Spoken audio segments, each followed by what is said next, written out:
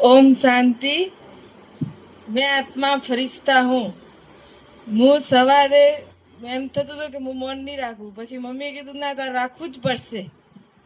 પછી દીદીએ કીધું તું રાખી શકશે. કે ક્યારે રાખશે? તો કે શનિવારે. તો હું તો એમ ગભરાઈ ગઈ હતી શનિવારે. પછી હું એને શનિવારે એકદમ બાબાને યાદ કર્યા. મેં કીધું હા કરી તો હકીશ. પછી મમ્મી કહેતા સિલાઈ મશીન નહીં જવાનું, તે બોલાઈ જશે. તો પછી તમે કીધું મમ્મી ના મૌન રખાશે. તો પેલા બધા એમ પૂછ્યું કે તમારે વર્તે? તો મેં કીધું હવે વર્તે. પછી ના એમ જ કીધું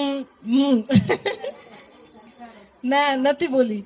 તો પછી 4 વાગે આવી. પછી મેં કીધું હર વખત એમ કે મને ગરમી લાગે ગરમી લાગે ગરમી લાગે. તો હું બાબાના કમરામાં ગઈ અને પછી મેં 2 કલાક પંખો ચાલુ ન કર્યો. તો મેં કીધું ટ્રાય કરું ગરમી લાગે કે નહીં લાગતી. પર સેન કઈ રીતે કરાય એમ ટ્રાય કર્યો. હા તો 2 કલાક મેં પંખો બંધ રાખ્યો. પછી મેં ફરિશ્તા હું, મેં શાંત સ્વરૂપ હું, સ્વમાન લખ્યું. પછી બાબાને યાદ કર્યા. પત્ર નતો લખ્યો, ભૂલી ગઈ હતી.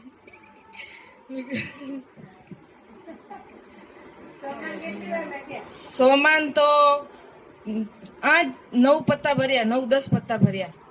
140 140 ને 140 એમ પૂરા કર્યા.